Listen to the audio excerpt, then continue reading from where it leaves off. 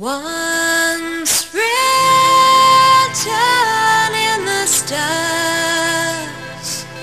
a pathway set in stone.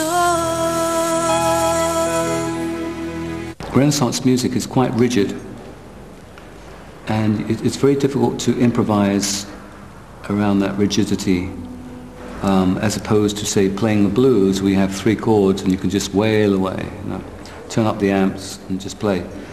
It's that strict discipline. It's a big challenge to me. You said that you would stay and that you'd never leave. I gave you all I had when I chose to believe.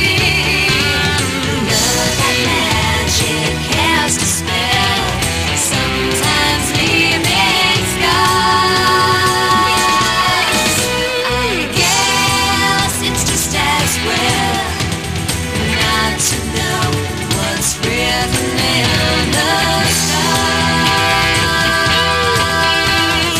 stars. We try to involve the audience as much as possible.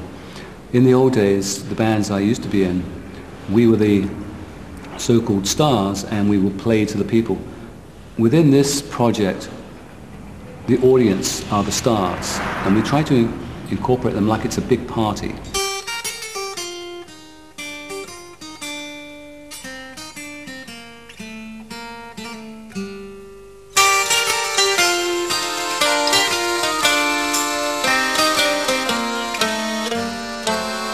Wir wollen niemals im Mittelalter leben, das wollen wir sicherlich nicht.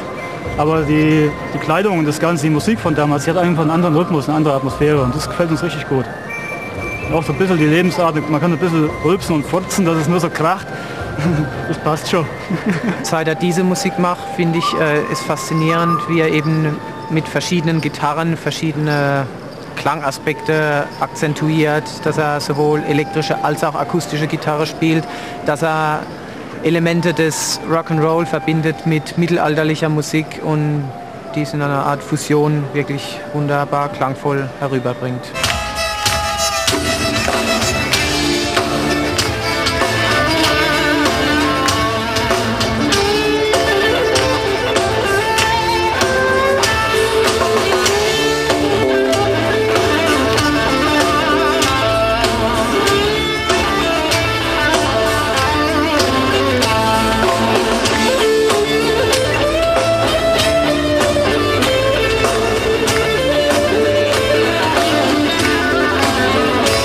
Rich is more the historical element, I think, of this band.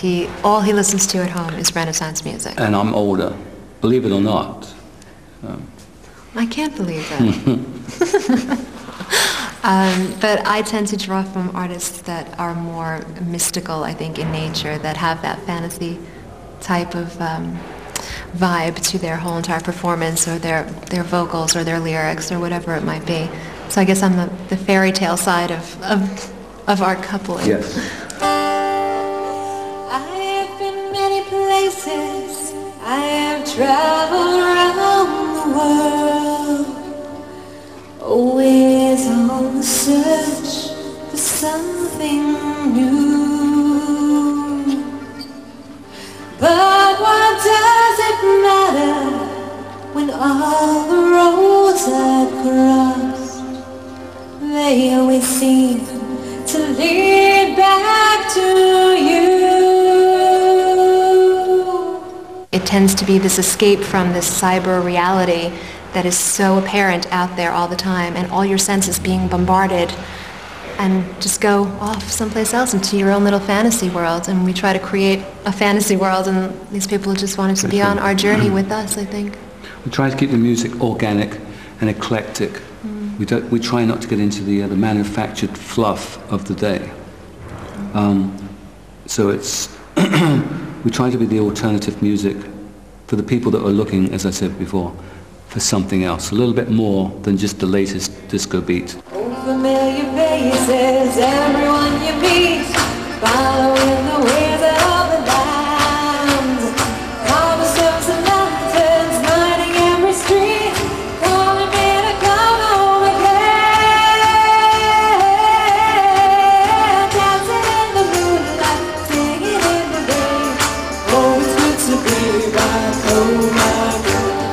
we know each other so well that I think that really helps the writing process. I think that's one of the things that makes it so natural, because we're so much on the same wavelength and so connected that I can kind of tell where he wants a song to go.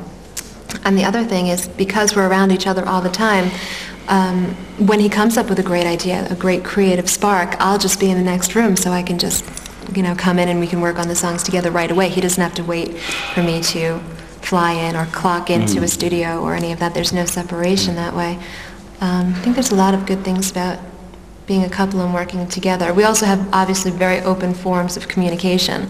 So I've seen him in other bands where he's been furious with people in the bands, but he couldn't tell them, so he'd complain about them to everyone else, but never actually tell that person. And with me, if he has a problem with me, he keeps it to himself.